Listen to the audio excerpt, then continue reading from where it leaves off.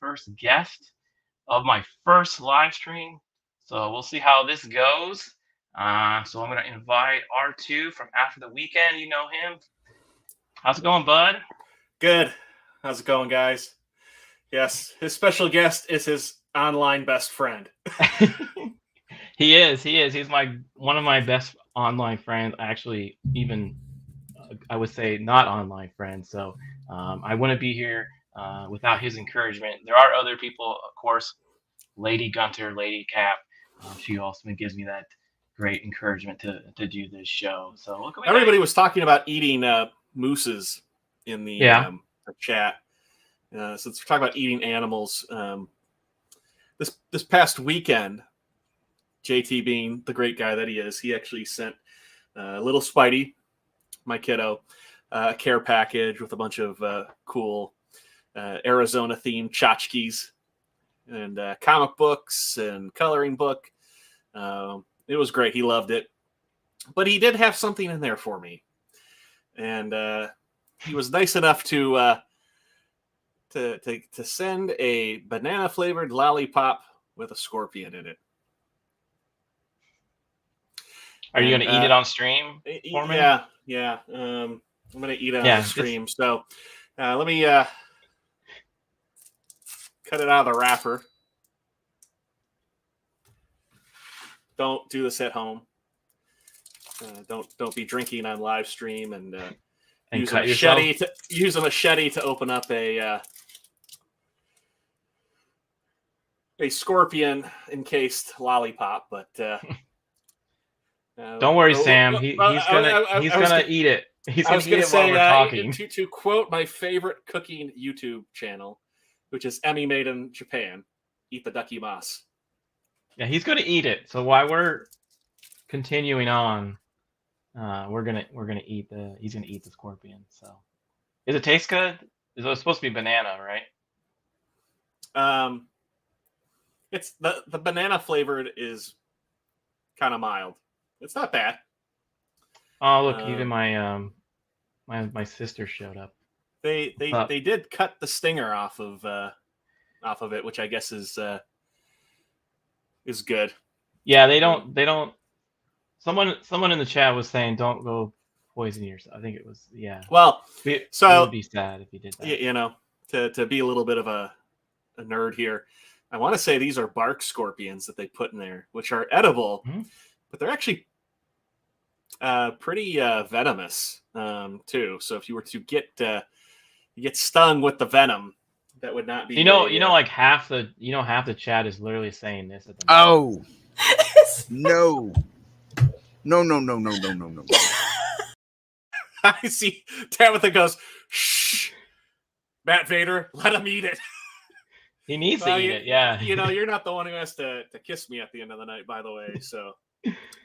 Yeah, you're going to have to, just savor that and we'll watch you eat that thing throughout the night, so that's going to be great. But you like reptiles, right? You're a big reptile guy. Yeah, throughout my childhood and even my adulthood, I have been a very big fan of reptiles. I've posted pictures before of reptiles, and you've literally said that's something real specific, and I just call it a snake, and you call it some extravagant name, or I call it a turtle, and you call it some amazing turtle name.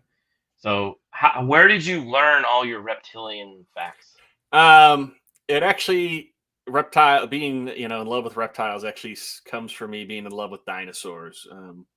From a young age, I loved dinosaurs, and when I discovered that they weren't real and I could never have my own dinosaur, the next closest thing that looked like a dinosaur was a lizard, and it just comes from just having that interest and trying to learn as much as I can about them. And there's a pretty big hobby in this day and age, and I'm not sure if Vader's talking about Bigfoot or lizards here. I don't know. Somebody also mentioned Target in Arkansas, so I don't know. And he also says, yeah, Bigfoot was left here by the reptilians. It was aliens.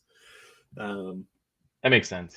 But I mean, Rogue says R2 is humble about his lizard knowledge. You sound pretty humble because you showed me pictures. You had like a whole Yeah, setup, right? I've kind of gone through about like 3 reptile phases in my life. And last time we had them, it was about uh, probably 3 years ago now. When I knew that we were going to be leaving, I was living in the Bay Area. I knew we were going to be leaving. I decided to get rid of them just because logistically trying to get them from California to where we were going. I just didn't know what I was going to do. So unfortunately, I kind of had to say goodbye to the hobby. But last time I was keeping animals for a while, I had some bearded dragons. Those are very popular pets. I also had one of my favorites, which is a blue-tongued skink. Yeah, you you sent a picture of that. I did. One, right? So I didn't do you have one mind- handy of me holding it, but yeah, you can show it. Yeah, this one was pretty cool. I thought it was pretty neat. So, and they call it blue tongue because it has a blue tongue. They have correct? a blue tongue. Yeah, so that to be real specific, that is a northern blue tongue skink. Those are one of the largest that you can buy. Also, one of the kind of most friendliest. They're really like personable animals. I know that sounds very weird. You look at something like that, but they're very curious, and they actually do kind of. I know it sounds a little weird, but they kind of do seem to enjoy being kind of held and spending time like a cat. with you. I've had a few. Well, it's funny you mentioned cats. They actually can eat cat food. A lot of people will feed that as there's part of their the diet. blue tongue, right? Yeah, so they in the wild, something large comes up upon them. They kind of puff their bodies out, make them real big, real flat, and they shoot this giant blue tongue, and it's kind of in almost like a spear shape, and they hiss real loud. And if they were ever to bite you, they can definitely give you a pretty good bite. See ya, Ninja. See ya, Ninja.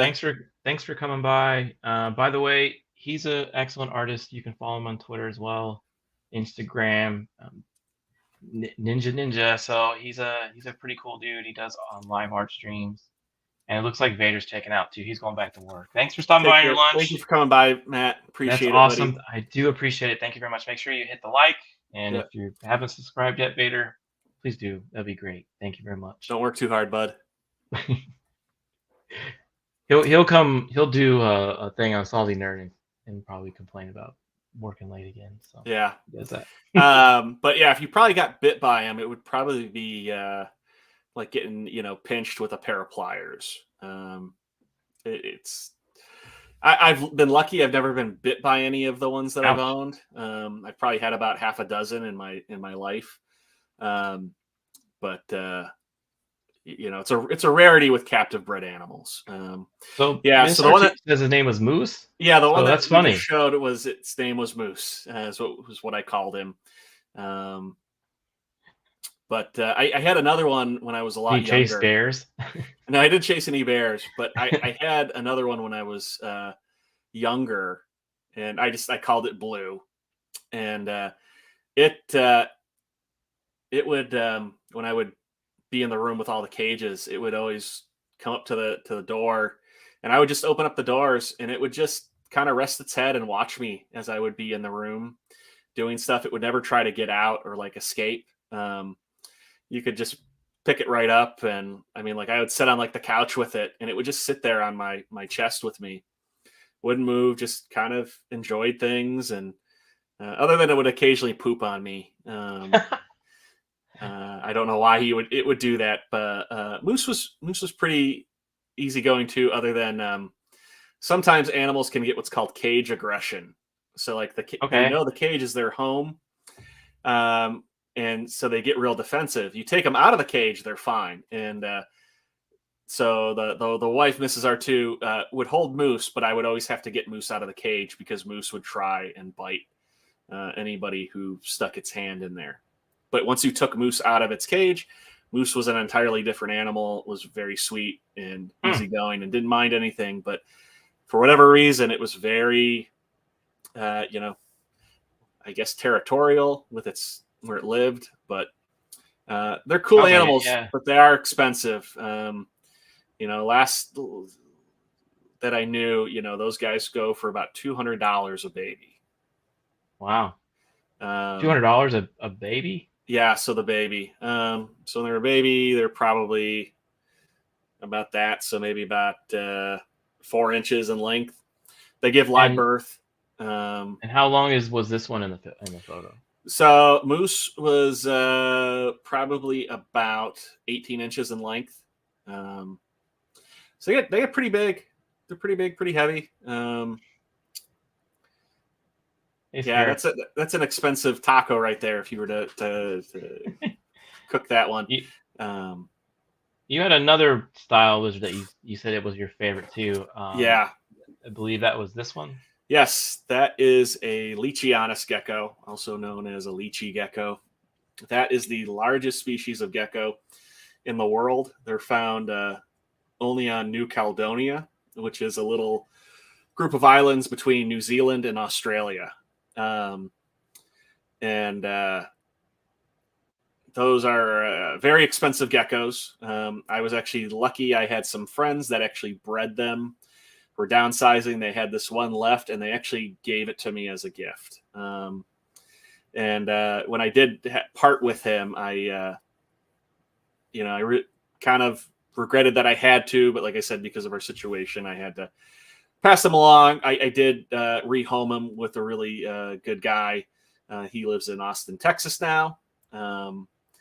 But he was a big sweetheart. I named him Groot, and this is another one too that these animals get very cagey in their home, and can definitely give you a pretty good bite. I've had some smaller versions of these that did nip quite a bit. Never saved me any insurance, any money on my car insurance, but like this is, on its own, it's a $1,500 gecko. If you get somebody who do kind of the temperament like this guy, he was extremely easygoing. I could grab him out of his cage anytime. He didn't care. And is that your arm? Your elbow? That is my arm. So I mean, Okay. this gecko, there's a bunch of different subspecies of this gecko. This is actually one of the smaller ones, but he was 12 inches in length, maybe 13. He had a fairly long tail. He had dropped his tail previously, and when they regenerate them, they're actually a lot longer. The natural tail is very short and stubby, which is interesting. But they get to be about 500 grams, 400 to 500 grams, which is pretty heavy for a gecko. Yeah, I think you just answered that right. Yeah. So they kind of start at 12 to 13 for the smaller subspecies, and then the larger ones will get up to about 15. I know that doesn't sound like a big difference, but for geckos, that's a really big gecko. But the only downside with these guys, outside of the price of them and kind of the time you have to spend to kind of get them to be as easygoing as he was, and they were breeding him, so he got it on quite a bit. Usually male geckos that do that are usually pretty easygoing. They're happy. Okay. But the one downside outside of price in a fairly big cage that you need, these guys have the foulest smelling poop in the world. And it's liquid. So we have a little bit of time before we wrap it up. You did mention before that you're fascinated by this one book called Elephants on Acid and Other Bizarre Experiments. Yeah. Well, this is one of the few books I had showed you. This is, really cool book. As JT said, Elephants on Acid and Other Bizarre Experiments. And that's pretty much what it is. It's an anthology of just these kind of crazy experiments throughout history, especially in recent history too. But as the title says, there is a section that they talk about when scientists were like, what would happen if we gave an elephant acid, and they've done it twice. At least since the book had been published, they did it in the 50s. In the 50s, especially LSD, kind of was Yeah, and becoming. a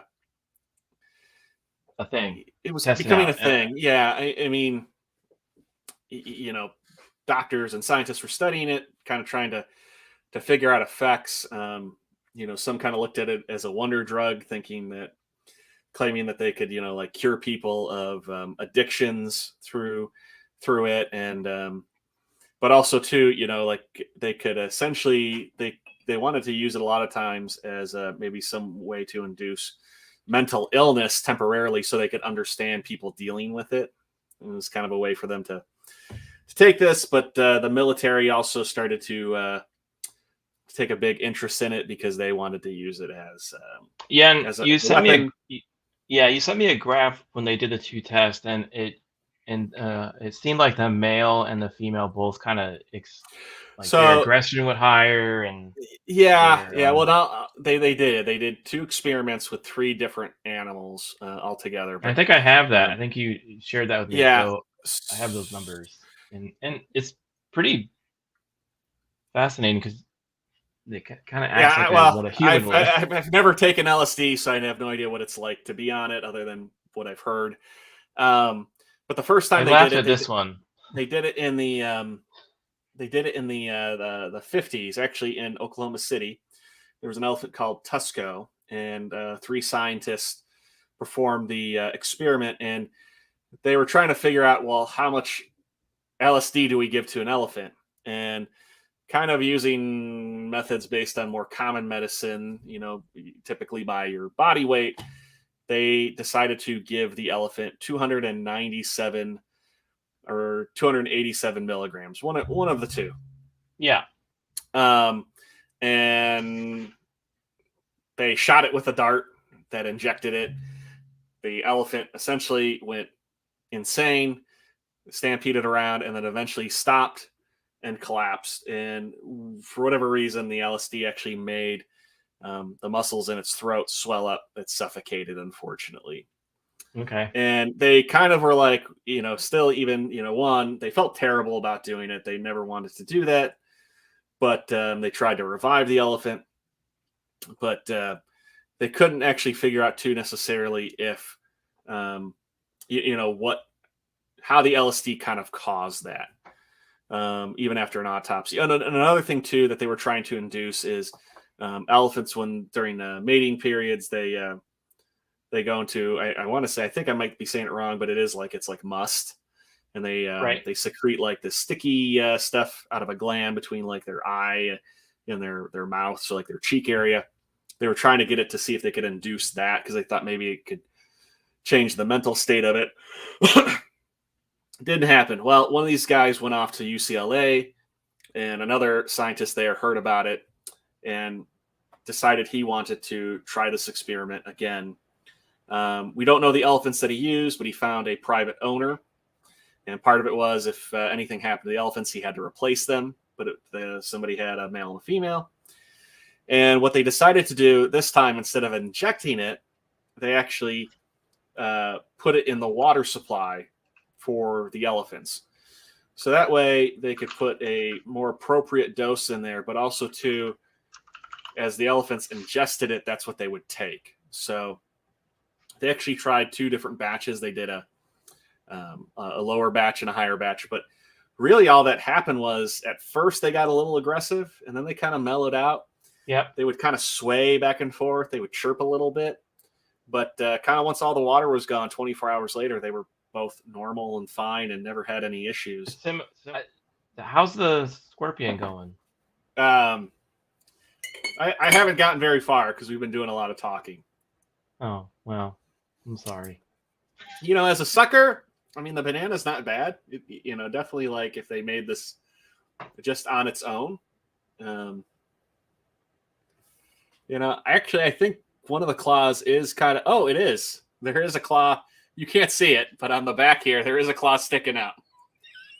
So you just keep yeah, there you go. Sorry, that feels wrong. I did reach Scorpion though. We can at least say you reached Scorpion. And then there are people right now in the chat again saying, "Oh, no. Yeah, they're awesome. So again, thanks for stopping by, everyone, for my first live stream. It was great. I'm glad I had my best friend on the internet join me.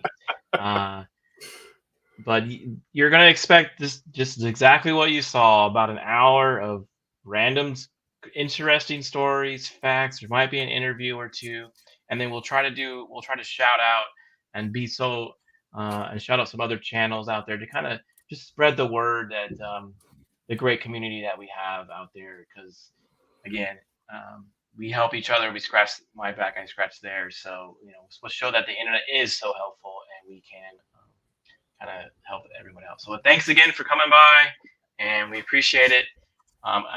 With that, I'm going to end it again with my buddy Astro, because he just cracked. Really quick before you go, I just want to say too, thank you so much for letting me be your first guest on your first episode. It was a pleasure. It was a lot of fun to do this and hang out with you and see all the wonderful people that came in the chat to support you tonight. Yeah, it was great. I couldn't believe it. I'm truly honored and blessed to have that. So we'll see you next Wednesday. Same time, same Cap channel. Later. All the big girls get loose with it. All the skinny